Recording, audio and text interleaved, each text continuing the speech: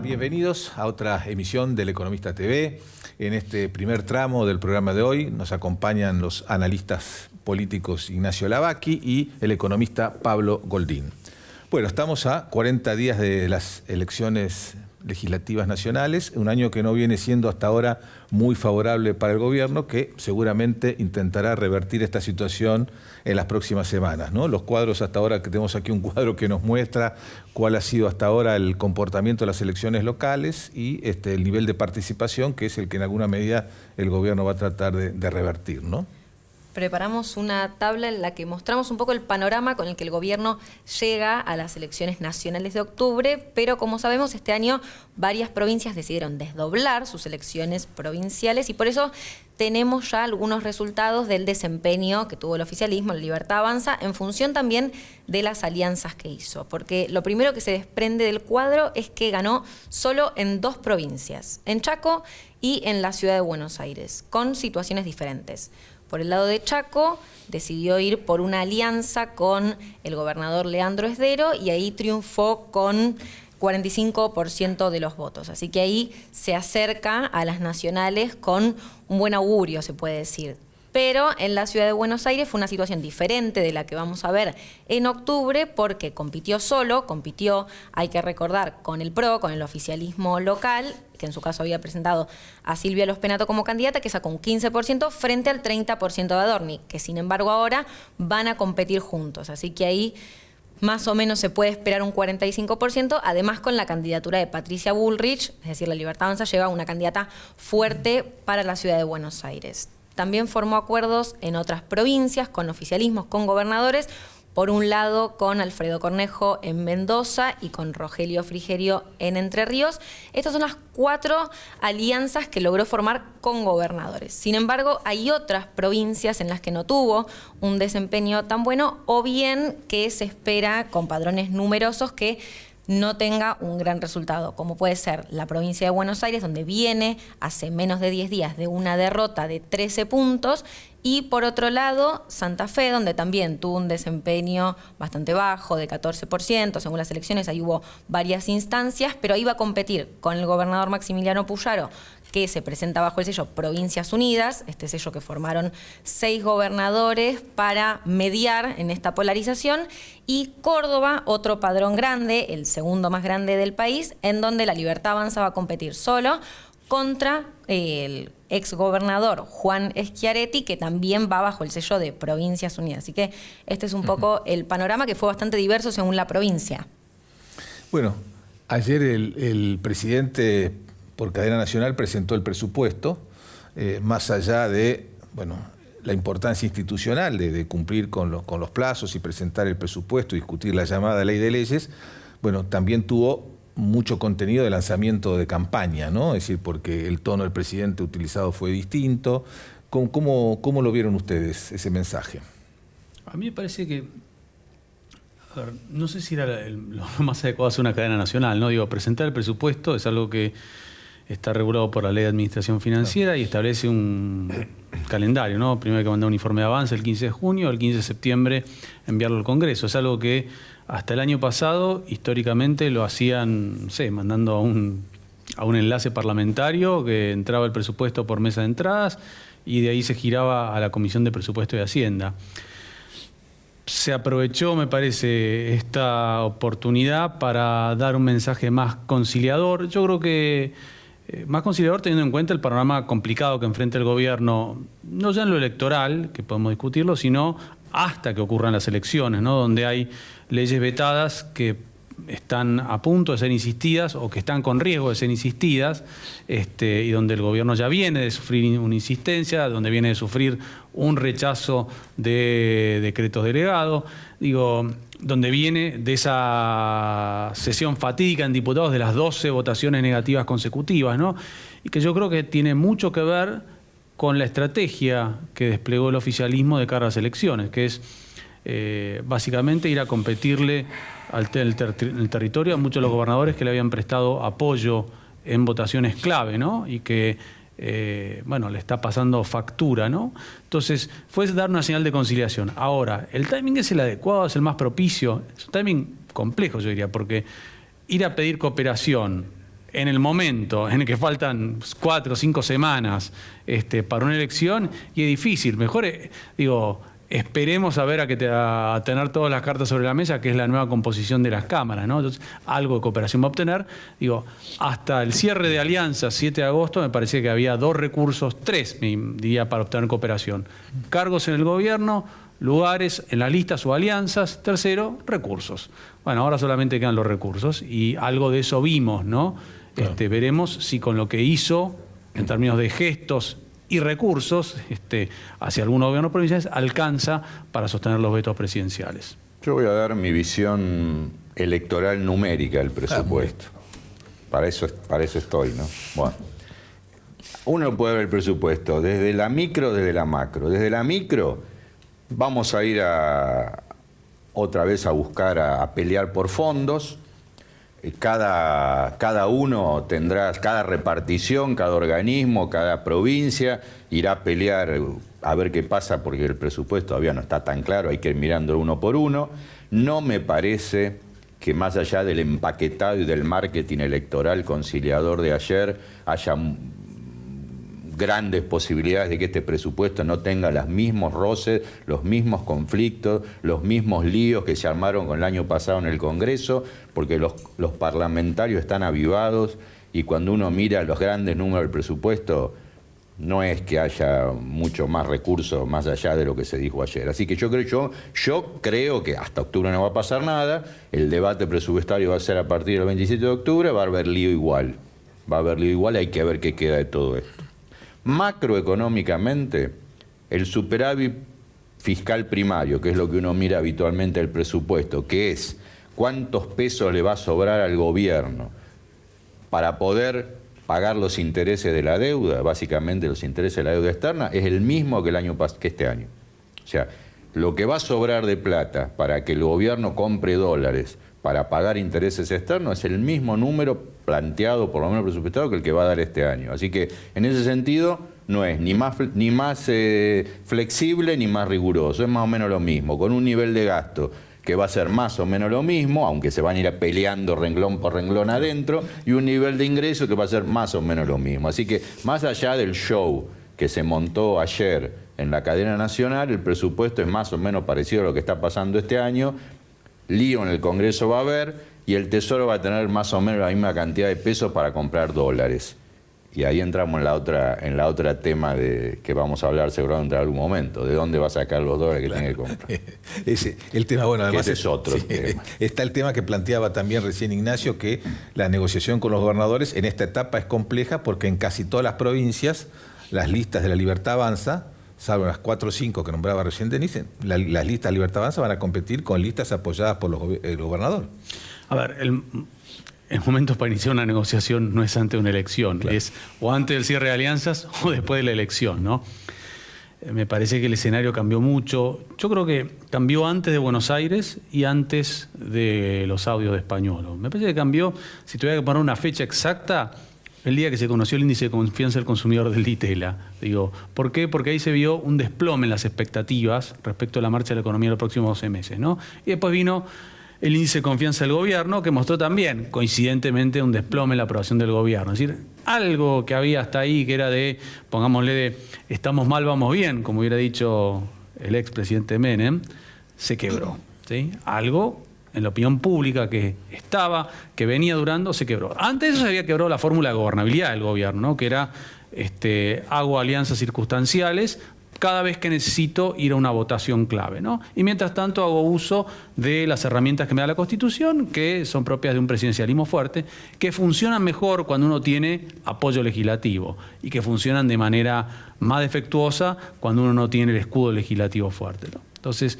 me parece que eso cambió ahí. Ahora, no es el momento más propicio para una negociación. El cambio de expectativa, ya no de la población, sino me parece ya de la política, es hasta Buenos Aires, el consenso, vamos a ponerle, era el gobierno va a hacer una buena elección, la duda es cuán buena va a ser, le va a alcanzar para cuántos diputados, sabemos que no va a llegar a una mayoría porque es aritméticamente imposible en ninguna de las dos cámaras, digo, va a tener cuánto más por arriba del tercio y va a ser la fuerza más votada a nivel nacional.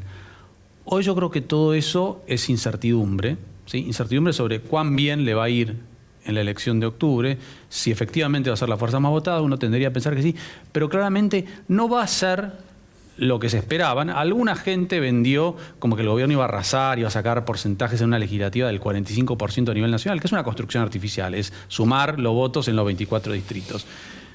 Yo siempre fui muy escéptico porque, digo, obviamente los precedentes se pueden quebrar, pero las mejores elecciones legislativas de un oficialismo fueron la de Alfonsín en 1985 y la de Menem en 1993, ¿sí? Y fueron con 43 y pico de los votos y llevándose como piso, si uno mira todas las veces que ganaron los oficialismos, 60, 61 diputados. La única excepción es cuando el oficialismo ganó en 2013, que ganó, fue la fuerza más votada a nivel nacional, pero sacó nada más 33% de los votos, perdió Provincia de Buenos Aires, sumó 44 bancas, o sea, la nada misma. Ese resultado al gobierno lo deja muy condicionado de cara a la gobernabilidad en los 2 años finales. Hay un tema no menor que cuando uno va a votar, quizá en una elección de medio término es menos, pero siempre es el bolsillo y el movimiento en la calle. Entonces, y eso medio que se desperdigó, como hubo tantas elecciones, de acá, Buenos Aires, Chaco, Corrientes, pero el bolsillo tiene memoria. Tiene una memoria bastante precisa cuando la gente vota. Está claro que la gente de acá al peor momento de Milei, que fue a principios del año pasado, está con un bolsillo mejor.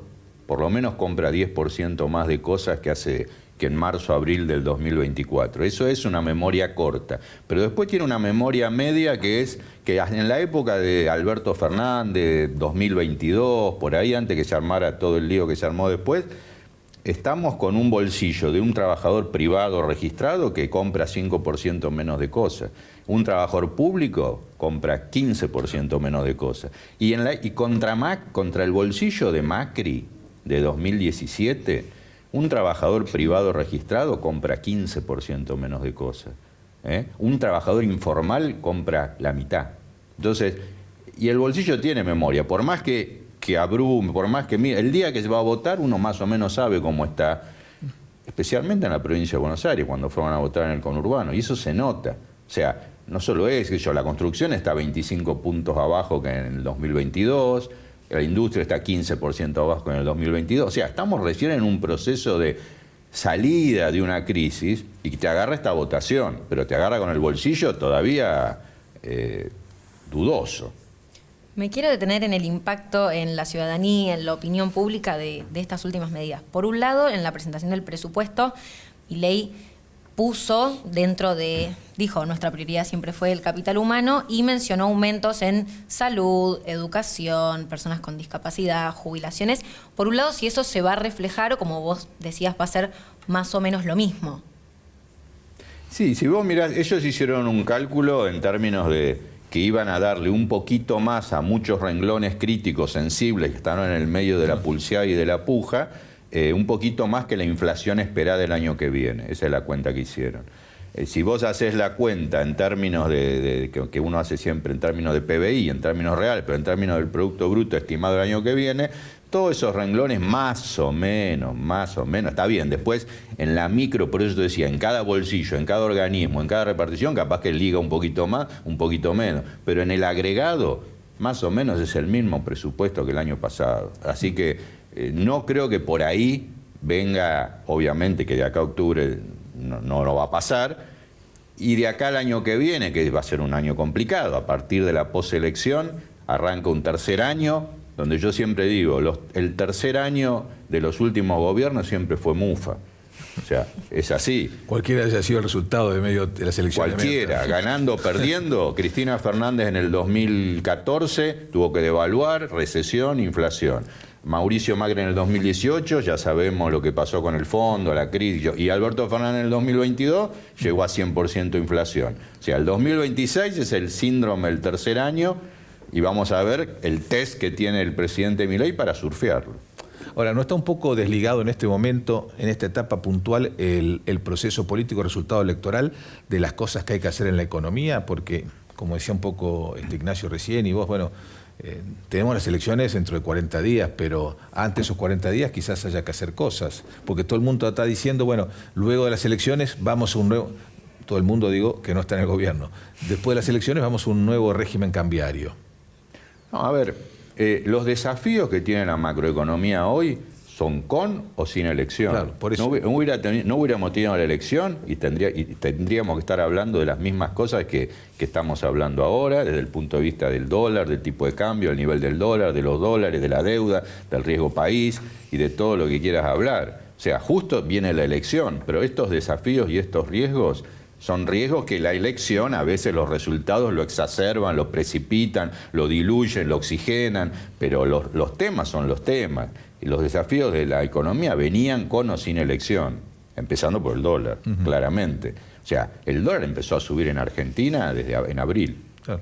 O sea, bastante antes de que se empezara a hablar de todo lo que pasó con el dólar desde que se unificó el mercado cambiario y se levantó el cepo a las personas y la gente compra la cantidad de dólares que quiere, ahí empezó a subir el dólar. Bueno, gracias a Dios, me parece que es más sano este dólar que el anterior, ¿no? El de 1000, vimos lo que fue el resultado de la cuenta corriente. Pero quiero decir que el dólar, el recalentamiento del dólar de esta semana, no, hay que hacer bien el diagnóstico, porque bueno, vos podrías pensar, no, este es un problema electoral.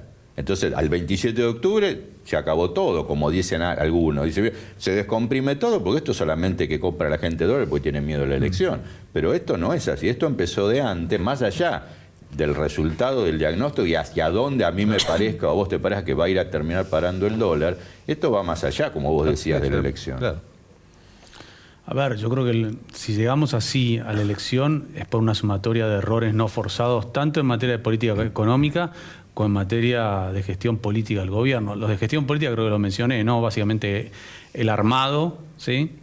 Que le restó al gobierno aliados en el Congreso para evitar una sucesión de derrotas, ¿no? También, digo, otros errores no forzados, el caso Libre es un error no forzado, la nominación del hijo es un error no forzado, y del hijo y García Mansilla, error no forzado. Lo de los audios, creo que error no forzado, ¿no? Y que es un misil en la línea de flotación de lo que ha sido el relato del gobierno, es yo soy distinto, vengo contra la casta, y lo que los audios muestran hasta ahora es que, bueno, como el título de una vieja canción de Sumo, no tan distintos.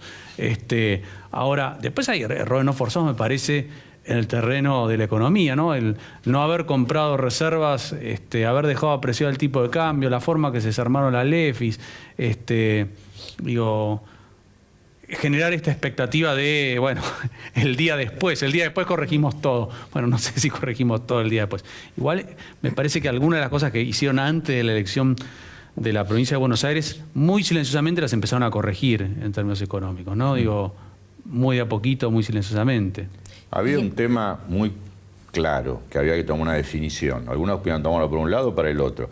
Cuando se unificó el mercado cambiario en abril, o la gente compraba dólares o el gobierno compraba dólares, porque no había dólares para todos al mismo tiempo. El gobierno optó por levantar el cepo en ese momento y mucha gente fue y compró un montón de dólares y el gobierno, ya sea el Tesoro, que necesita dólares para pagar la deuda, o el Banco Central, que necesita dólares para acumular un poco de reserva que no tiene, se quedó en la cola esperando, porque si iban todos juntos a comprar los dólares, el dólar hubiera subido más rápido de lo que subió, el gobierno no quería eso. Y ahora estamos con un mercado cambiario que tiene una X cantidad de dólares en el corto plazo, no va a saltar esa oferta porque no salta tan rápido, y tenemos la gente comprando los dólares y el gobierno que sí o sí va a tener que empezar a comprar dólares rápido, ya sea el gobierno para pagar deuda, ya sea el Banco Central para acumular reservas. Y ahí vamos a ver a dónde va a terminar en este mercado único con oferta y demanda, a dónde va a ir yendo el precio del dólar, seguramente a lo largo del tiempo. Perdón. No, te iba a consultar por el lado de la opinión pública, si está a tiempo el gobierno de corregir estos errores no forzados que vos decías. Por un lado, anunció las mesas de diálogo, ayer tuvo en el discurso un tono más autocrítico, dándole algunos aumentos a estos sectores más sensibles. ¿Está a tiempo? ¿Esto va a revertir un poco? ¿O igualmente vos decías, va a ser la fuerza más votada a nivel nacional de cualquier forma? No, de cualquier forma nadie tiene garantizado un resultado electoral, ¿no? Hasta que no se termine de contar los votos. Me parece que puede hacer cambios en los generales, ¿no? Digo, los que condujeron la elección de la provincia de Buenos Aires, alguna responsabilidad deberían tomar, y los que quedaron marginados de eso y del armado de listas, tal vez, y que se validó lo que decían, de, bueno, si uno va a competir en el territorio a los aliados, y los aliados te la van a complicar en el Congreso, bueno, quedaron validados. Entonces ahí el gobierno yo creo que tiene tiempo de corregir algunas cosas. Ahora, y como dicen por ahí, ¿no? Es de locos esperar resultados distintos si uno hace la misma cosa siempre, ¿no? Entonces, si repiten lo mismo que pasó en la provincia de Buenos Aires, yo creo que, bueno, está bien. La elección legislativa son 24 elecciones simultáneas, no es una elección nacional como una presidencial a distrito único. La oferta electoral no va a ser la misma, ni siquiera en la provincia de Buenos Aires, ni en el resto del país, de lo que fue en las elecciones locales. El método de votación no es el mismo, con lo cual el peso de los aparatos se diluye un poco, y tal vez, dado que es una elección nacional, la participación sea un poquito más alta, y ahí el gobierno tiene algo por ganar. Pero digo, debería hacer una revisión en la estrategia, ¿no? Digo, no fue simplemente un resultado azaroso, que el peronismo haya ganado sacando los mismos votos que viene sacando hace 8 años, básicamente, ¿no? Alguna autocrítica respecto de ya no solo la cuestión de los modales o cómo le habla el presidente a ciertos grupos, sino de, bueno, el armado y quienes están a cargo de llevar adelante el día a día de la campaña. Te quería preguntar, Pablo, vos estabas hablando, antes de volver un minuto al tema político, el tema del dólar, ¿no? Está toda la sensación que luego de las elecciones habrá que hacer algo, algunos que piensan en una mayor liberalización, ampliar las bandas, otros están diciendo no, tenemos que regular de alguna manera para que no se puedan comprar la cantidad de dólares que se quieran. Y como están planteadas hoy las cosas, donde el dólar lo fija la oferta y la demanda, porque es así, es un avance. Acá el dólar se fija a partir de la oferta y la demanda.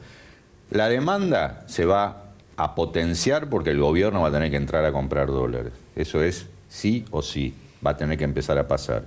Y la oferta está ahí, es la que es. No va a crecer en 6 meses, en 8 meses, en 10 meses, no vamos a tener una super oferta de dólares. Entonces, es demanda y oferta, y yo creo que el pulso lo va a marcar la demanda. Entonces el dólar va a ir para arriba. Y hoy tenemos un techo, 1000 no sé qué. El gobierno, ¿cuándo defendés un techo vos con ganas? ¿Cuándo lo defendés? Cuando tenés un banco central que tiene un montón de reservas propias y entonces sabe que va a ganar una pulseada a quien sea. Cuando sabés que el 27 de octubre se termina la maromba y decís, vendo 2 semanas, 3 semanas y después ya sé que no vendo más. O cuando tenés un valor del tipo de cambio real, un valor del dólar alto, caro. Entonces decís, bueno, está caro, vendo un poquito porque la gente se asustó, pero como está tan caro, con un poquito que ya está. Ninguna de las 3 cosas es la que pasa hoy. El Banco Central está vacío, el tema de que el 27 de octubre, ¿quién te garantiza que no tenga que seguir vendiendo dólares igual? Y el tipo de cambio real está tirando abajo. Entonces, a mí me da la impresión que, dado que el techo no va a funcionar por mucho tiempo más, o dejás que el tipo de cambio vaya donde tiene que ir, o tratás de interceder o de interceptar o de trabar de alguna manera la demanda de que compre de dólares la gente. Son las dos versiones. Este gobierno, lo más probable, yo creo, es que deje ver hacia dónde va la primera. Va a ir para el lado de la primera, como muchos piensan, y no tenga que volver a imponer un impuesto, un gravamen o encarecer. Pero está claro que la gente en Argentina compra dólares para atesorar o para viajar a 1.400 pesos, 1.450 pesos, es un precio muy conveniente. Si vos mirás la historia argentina, hemos comprado dólares para ir a Miami, o hemos comprado dólares para guardar en el colchón o que sea, a precios más caros en términos reales o a plata de hoy. Así que me da la impresión que esto viene para ir para arriba y hay que ver el gobierno qué definición toma. Si deja que el dólar vaya donde tenga que ir, o hace una mezcla de deja un poco y controla otro poco. Eso sería incompatible con la hipótesis del presupuesto que se confeccionó con inflación de 10% para el año que viene. Y bueno, la gente que cree que el dilema del pasaje, del traspaso a precios de las devaluaciones en Argentina está testeado porque hace 2 meses que el dólar subió 20% y la inflación no se movió, bueno, a lo sumo es una hipótesis optimista. Yo creo que ese partido se va a empezar a jugar ahora, como vos decís.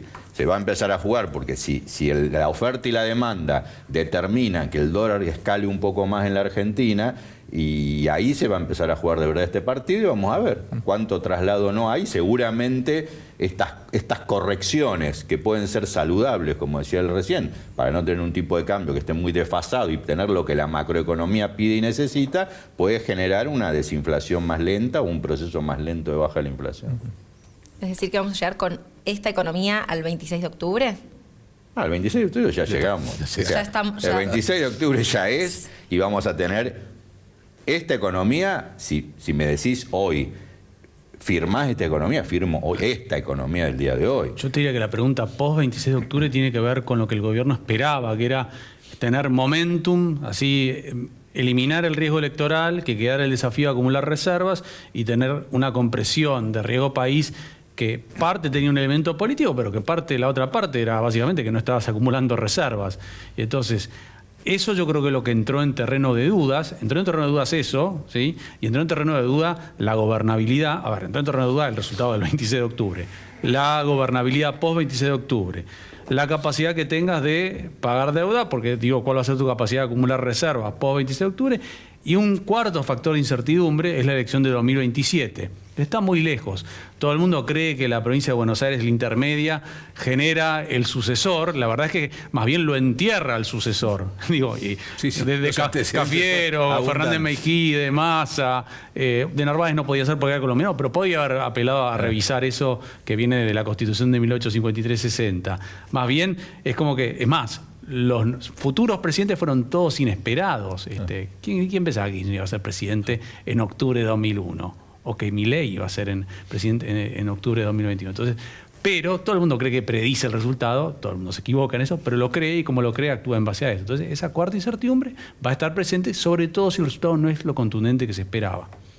El tema del riesgo país, a la gente no lo entiende, no le llega, no pega directamente en el bolsillo.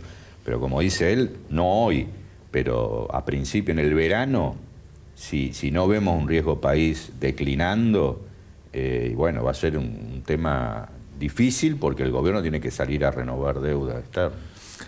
Ignacio, una pregunta con relación al escenario político. Para los mercados, la incertidumbre que vos hablabas recién, ¿es lo mismo que el gobierno pierda la elección contra sectores más duros del peronismo o que pierda, por ejemplo, como probablemente ocurra en varias provincias, contra Provincias Unidas, que encabezada por gobernadores que están haciendo gestiones valoradas por la población, ¿no?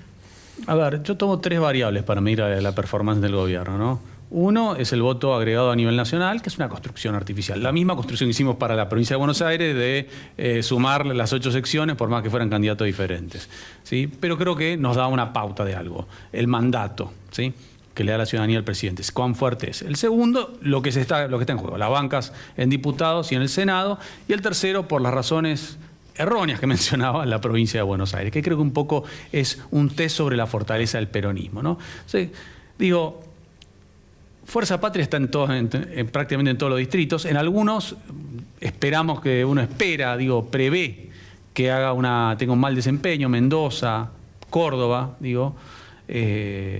pero hay otros que no, pero está presente en todo el país. Entonces, me parece que más que contra quién pierde va a tener el tercio, el escudo legislativo para sostener vetos, ¿sí?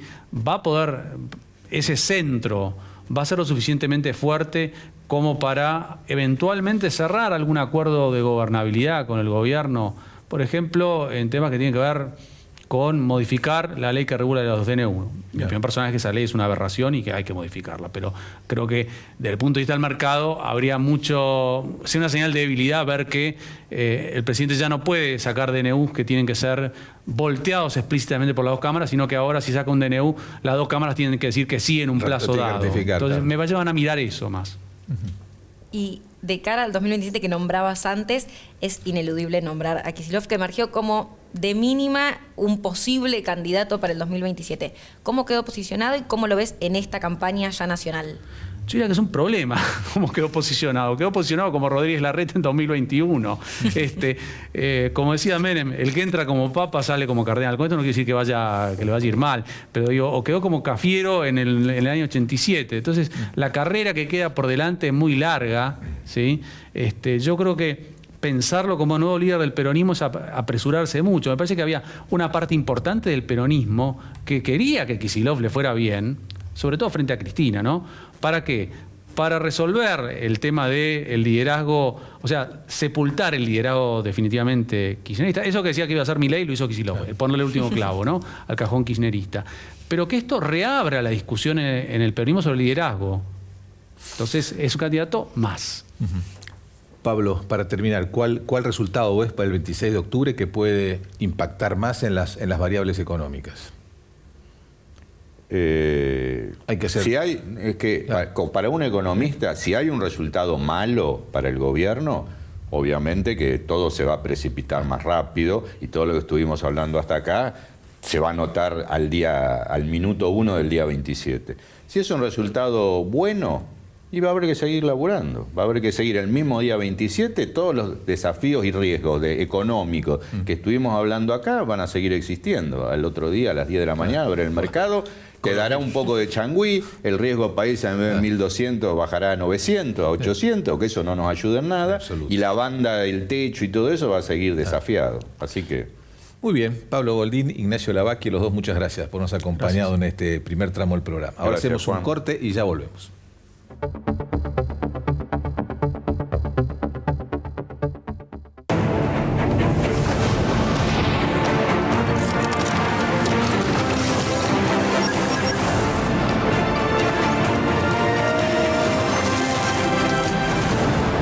Ternium, acero para hacer. Grupo Petersen, desde 1920, construyendo el país.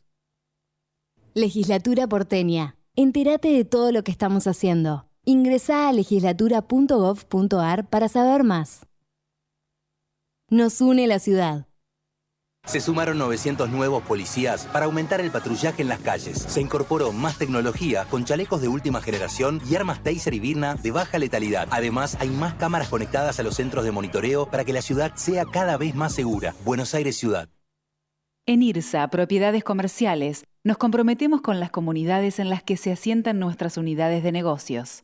IRSA Propiedades Comerciales, construyendo el futuro. Tu talento necesita una chispa.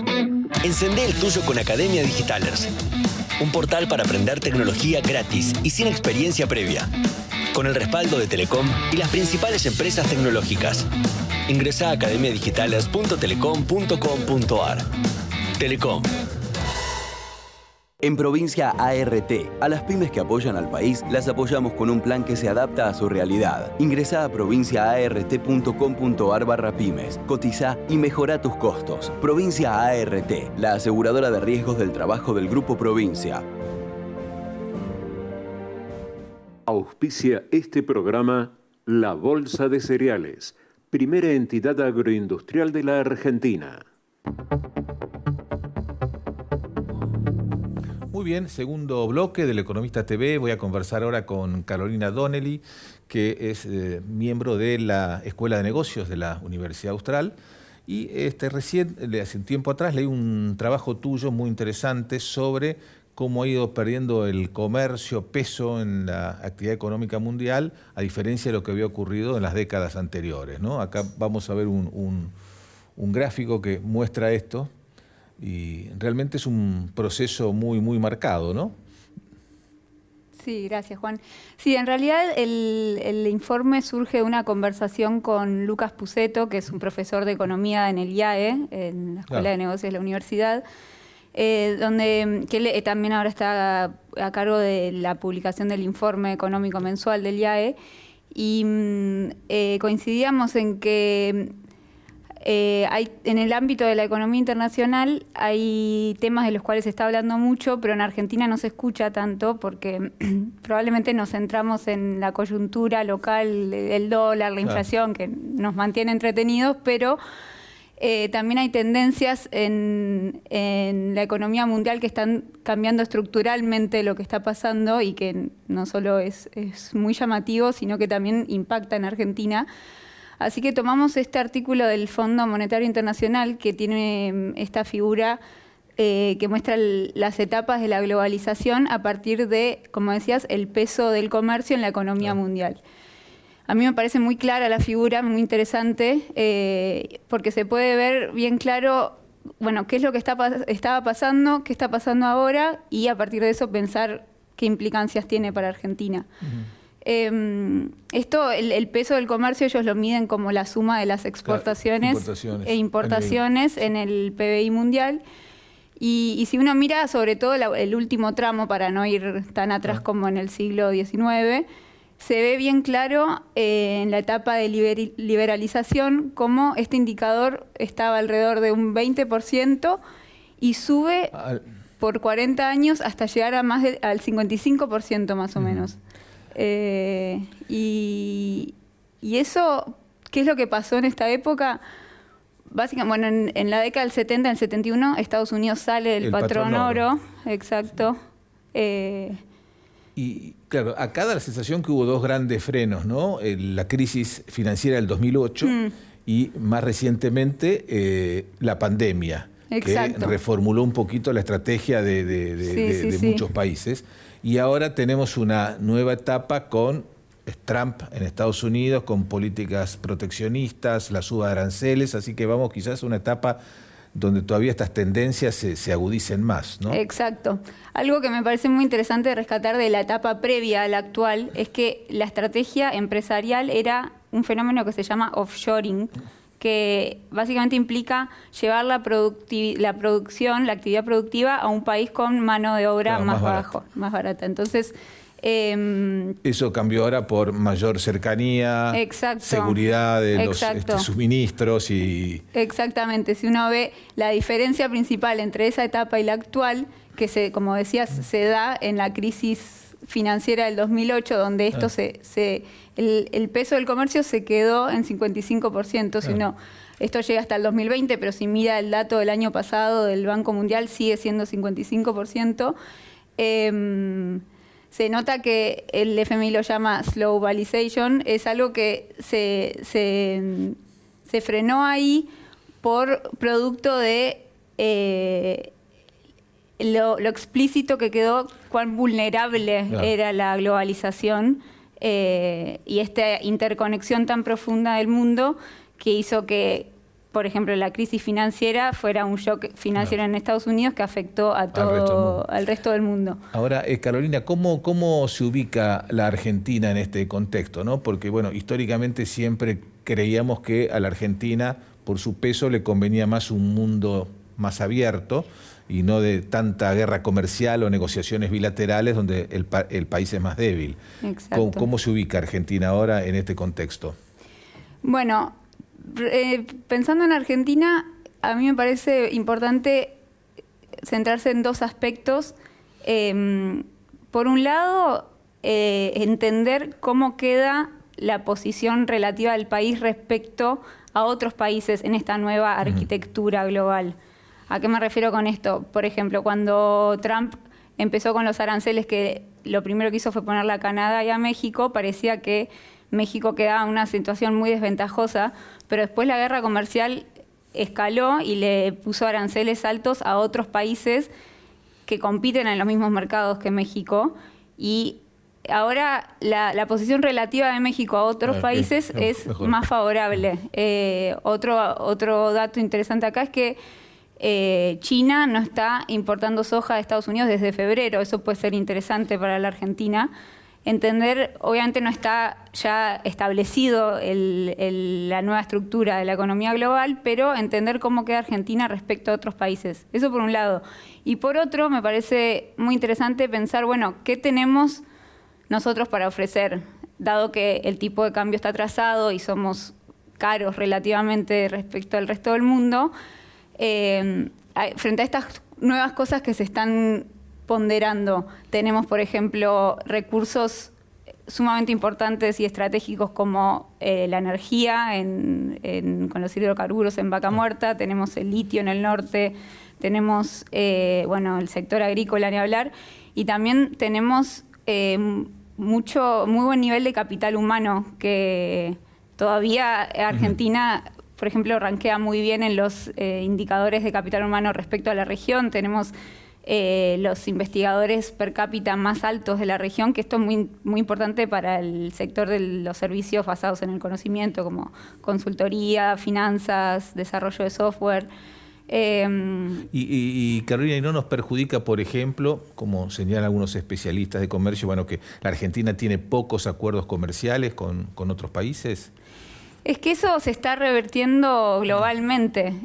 Si uno en esta etapa de liberalización... Se firman cada vez menos acuerdos comerciales en el mundo. Claro. Esto se vio empujado porque, por ejemplo, en el 94 se funda la Organización Mundial del Comercio, a la cual después China entra en el 2001. Claro. Entonces, esa era la época de la expansión global, de la interconexión de las cadenas de suministro, pero hoy esa no es la tendencia. Eso incluso hay una crisis del multilateralismo de los organismos internacionales como la Organización Mundial del Comercio, y me parece que más que pensar en eso hay que pensar, la estrategia empresarial de producción, la decisión productiva de las empresas, antes se daba para reducir costos, entonces hacían esto del offshoring. Ahora, obviamente, las empresas buscan ser eficientes, pero entran en juego otros factores, que Argentina puede posicionarse como un socio comercial estratégico y seguro, porque lo que pasó es que al quedar tan en evidencia los riesgos que implicaba la globalización, no solo por la crisis financiera, sino eventos más recientes como la pandemia, claro. La guerra en Ucrania, que hizo que subieran los precios de energía, y Alemania, por ejemplo, lo dejó muy expuesto por su dependencia de la importación del gas ruso, o el conflicto en Medio Oriente, que puede potencialmente hacer subir el precio del petróleo. Son todos eventos que están haciendo que la estrategia empresarial cambie y no se trate solo de buscar eficiencia y reducción de costos, sino de garantizar la cadena de suministro. La confiabilidad. Claro, tener como un blindaje frente a estos shocks que te desestabilizan, sino la producción. Bueno, tenemos entonces ahí una oportunidad. Sí, uno podría decir que sí. Bueno, muy bien. Carolina, muchísimas gracias por nos acompañar en el programa de hoy. Ahora hacemos el segundo corte y ya volvemos.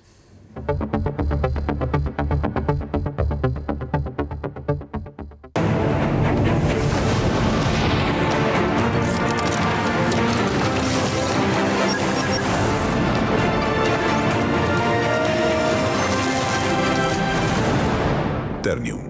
Acero para hacer. Grupo Petersen, desde 1920, construyendo el país.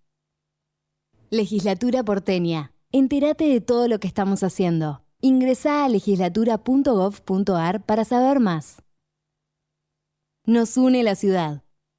Se sumaron 900 nuevos policías para aumentar el patrullaje en las calles. Se incorporó más tecnología con chalecos de última generación y armas Taser y Virna de baja letalidad. Además, hay más cámaras conectadas a los centros de monitoreo para que la ciudad sea cada vez más segura. Buenos Aires Ciudad. En IRSA, Propiedades Comerciales, nos comprometemos con las comunidades en las que se asientan nuestras unidades de negocios. IRSA Propiedades Comerciales. Construyendo el futuro. Tu talento necesita una chispa. Encendé el tuyo con Academia Digitalers. Un portal para aprender tecnología gratis y sin experiencia previa. Con el respaldo de Telecom y las principales empresas tecnológicas. Ingresá a academiadigitales.telecom.com.ar. Telecom. En Provincia ART, a las pymes que apoyan al país, las apoyamos con un plan que se adapta a su realidad. Ingresá a provinciaart.com.ar/pymes, cotizá y mejorá tus costos. Provincia ART, la aseguradora de riesgos del trabajo del Grupo Provincia. Auspicia este programa La Bolsa de Cereales, primera entidad agroindustrial de la Argentina.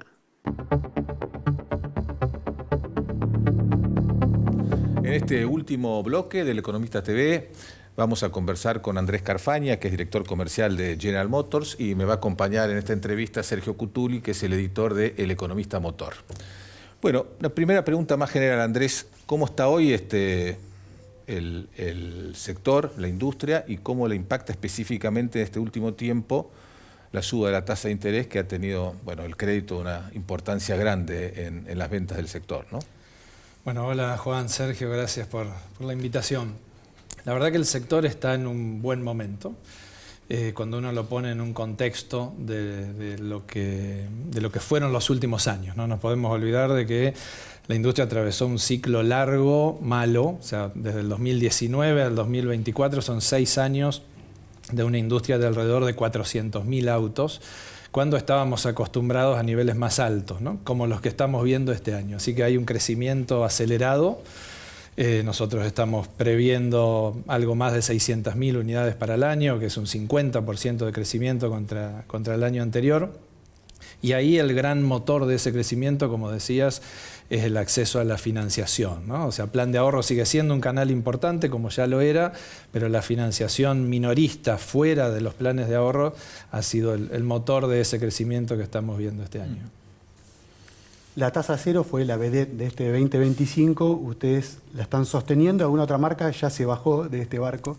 ¿Se puede? ¿Hasta cuándo se puede mantener esta herramienta que a la gente le ha permitido acercarse al 0 kilómetro? Súper importante. La verdad que hacía varios años que no estaba. Nosotros la estamos sosteniendo en toda la gama, desde Onix hasta Trailblazer. Por supuesto que se hace más difícil con las tasas de mercado creciendo, porque los costos para la marca vienen subiendo, pero vamos a hacer el compromiso con los clientes, que vamos a hacer el esfuerzo mientras podamos. Hoy todavía podemos, porque es una herramienta clave para el acceso de miles de nuestros clientes, ¿no? Este año tuvieron una especie de lanzamiento o relanzamiento, si se quiere, de Chevrolet, que es la marca insignia de General Motors, con muchos productos, con algún lanzamiento concreto y con algún anticipo. ¿Cómo están recibiendo de parte de los concesionarios que estaban ávidos de producto, pero fundamentalmente de los clientes? ¿Cuál es la respuesta? Mirá, yo creo que no puede ser mejor. Como decía antes, el crecimiento ha sido muy acelerado. La industria, si contamos de enero a agosto, subió 65%, que es muchísimo, es extraordinario. Chevrolet en el mismo periodo subió 102%, que realmente muestra esta combinación de haber relanzado la marca con una renovación total del portafolio. Nosotros iniciamos a fin de año una renovación con el lanzamiento de S10, de Silverado, de Spin. Este año sumamos Trailblazer en marzo, ahora en julio sumamos Onix, Tracker, Montana también. Y además de haber renovado 100% del portafolio, lo estamos ampliando con Spark, con lo cual se muestra la reacción positiva de los clientes. Nuestra participación de mercado, por ejemplo, a final del año pasado era de 5.7%, cerramos agosto en 7.8%. No para marearlo con los números, pero claramente un crecimiento más acelerado todavía que el que viene siendo de la industria, ¿no? Y a nivel de producción, ¿cómo son los porcentajes? La planta de Alvear, sí, en Santa Fe, que tenemos, produce Tracker. Nosotros estamos muy, muy contentos con Tracker hoy. Tracker sigue siendo el líder del segmento de las SUV. Y digo sigue a propósito porque la mayoría de los lanzamientos que está viendo en este año de marcas tradicionales o de nuevas entradas al mercado son de ese segmento, claro, ¿no? Con lo cual, si antes éramos 5 o 6 compitiendo, ahora somos 20, 30 y va a seguir creciendo. Y sin embargo sigue siendo muy elegida. La planta está preparada para producir 75% para exportar, principalmente a Brasil, algo a Colombia, pero direccionalmente a toda Sudamérica, dependiendo de la demanda, y el otro 25% al mercado doméstico, con lo cual los niveles de producción se van balanceando en gran medida en lo que pasa en Brasil, menor medida en lo que pasa a nosotros, y acá está funcionando bien el producto. Así que confiamos y apostamos en Tracker para seguir sosteniendo los niveles de producción. Habías mencionado anteriormente Spark, el Spark EV, que se renovó completamente, porque es un vehículo completamente nuevo, que además de ser 100% eléctrico, es chino. O sea, hicieron un golpe sobre la mesa, trajeron un producto totalmente disruptivo. ¿Cómo está respondiendo el cliente a un tipo de vehículo que no estaba acostumbrado? Espectacular. La verdad que 100% eléctrico muchos temores cuando uno hablaba con concesionarios, con distintos tipos de distribuidores, temor a lo desconocido, ¿no? Bueno, pero ¿será que encontraremos clientes para este tipo de productos? ¿Será que la gente se va a animar? Trajimos un primer lote de unas 100 unidades que nosotros lanzamos el 24 de julio, en las semanas posteriores los mandamos a los concesionarios, llevamos vendidos hasta ayer 90. Y el resto no lo estamos queriendo vender porque en los salones hay que exhibir algo, ¿no? Si vendemos todos, después no tenemos que mostrar. Así que básicamente todos los que eran vendibles se vendieron. Estamos esperando un segundo arribo de unidades. Así que no era tal el temor de la gente, al menos para volúmenes iniciales. Nadie espera que los vehículos 100% eléctricos en el corto plazo sean de alto volumen, ¿no? Pero bueno, hay que arrancar y la verdad que hemos comenzado muy bien con Spark, muy contentos. Pero detrás tuyo, en las imágenes están dando vuelta, hay otro vehículo electrificado que está ya en los planes, ya lo anticiparon, que es la Captiva. Exacto, hicimos la develación, el avant premier del producto en este evento de fines de julio. Este no es 100% eléctrico, es híbrido enchufable, una SVC, con lo cual también nos tiene muy contentos, va a llegar a fin de año. Nosotros hoy no tenemos un producto en ese segmento de las SVC. Pasamos de Tracker a Trailblazer, esto va en el medio para que se entienda, con lo cual por un lado nos entusiasma tener una propuesta para nuestros clientes en ese segmento del mercado que hoy no la tenemos, e híbridas enchufables hoy en el mercado hay poco, lo que hay es de gamas más altas, o sea, de valores mucho más altos. Acá estamos hablando de un producto que va a tener un precio normal para lo que es ese segmento, ¿no? Así que creemos que va a andar muy bien. Apelo ahí a ver cuál es tu visión. ¿El híbrido enchufable sería lo más acorde a las distancias que tiene la Argentina para recorrer? Yo creo que sí. La verdad que los híbridos enchufables tienen una autonomía muy extensa y quita el temor a no encontrar un cargador si uno sale de áreas más metropolitanas, ¿no? Hoy en Argentina, obviamente que el desarrollo de los cargadores públicos es algo en lo que hay que trabajar. Yo creo que van a progresar al mismo tiempo la penetración de autos eléctricos o híbridos con que empiecen a aparecer cargadores. Es un poco el huevo y la gallina, ¿no? Va a empezar a ser también un negocio, como lo son las estaciones de servicio, la carga y van a empezar a aparecer, ¿no? Hasta tanto eso sea mucho más accesible en puntos que no sean tan metropolitanos, claramente los híbridos enchufables van a ser una buena elección para los clientes. ¿Quién desarrolla estos cargadores? Nosotros hoy estamos abasteciéndonos los cargadores desde proveedores que hay en Argentina. La tecnología viene de afuera, pero hay fábricas locales. Los que son más hogareños, digamos, ¿sí? Sí. Ya los que utilizan en una estación de servicio, que tienen mucha más potencia y permiten una carga más rápido, hoy vienen de afuera, pero empiezan a aparecer, como uno ve cuando viaja en otros lugares, no solo en estaciones de servicio, sino que este tipo de tecnología te permite también tenerlos en shoppings, en supermercados, vas a hacer las compras y mientras las haces en esa hora cargas el auto. No es solo el concepto de ir a la estación de servicio, ¿no? Claro. Empieza a ser algo más diverso.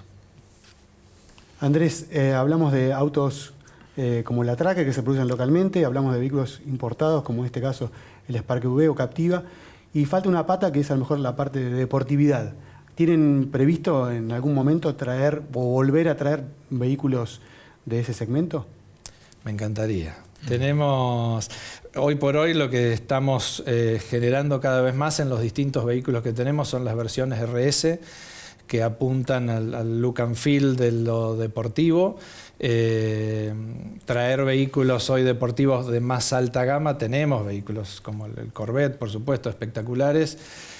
A medida que los distintos impuestos para importar, aranceles, etcétera, se vayan desarmando en Argentina, como se vienen desarmando, venimos transitando un camino positivo, pero falta, sin duda, pensaremos en traerlos.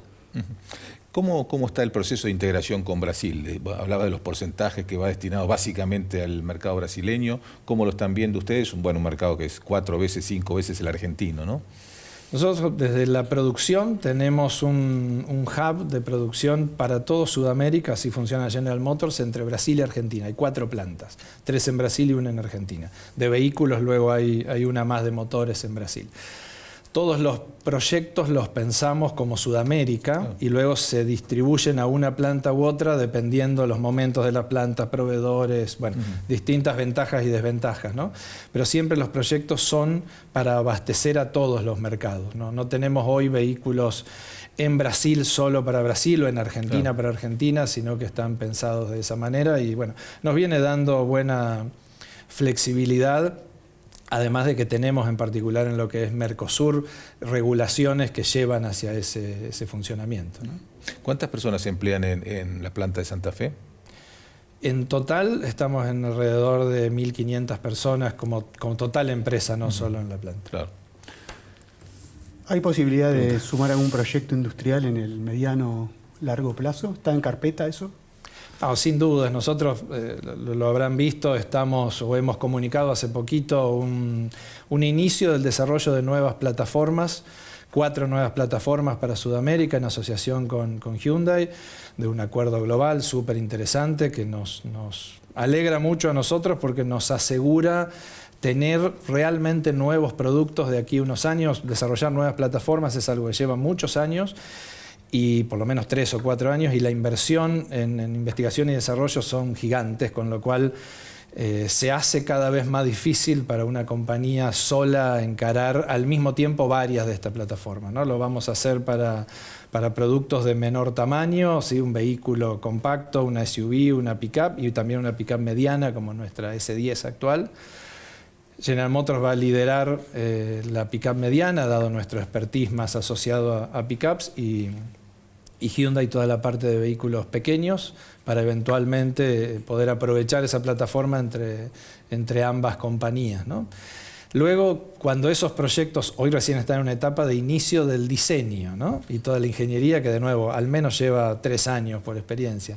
Cuando pasen 2, entras en una etapa de dónde vas a producir esos vehículos. Y ahí levantan la mano. Y ahí empieza a haber una sana competencia entre las distintas fábricas que tienen las marcas y ver dónde conviene hacer la pick-up, dónde el auto. Con lo cual, la fábrica de Alvear, de Santa Fe, siempre decimos lo mismo, el nivel de tecnología que tiene, de automación, robots, los estándares de calidad internacional que ha obtenido son de primera línea, con lo cual está preparada, esto es lo importante, para recibir cualquier proyecto. Así que creemos que va a estar en condiciones para competir ahí. Bueno, muy bien, Andrés Carfaña, muchas gracias por estar en el programa con nosotros. Gracias, Sergio. Nosotros nos despedimos hasta la próxima emisión del Economista TV.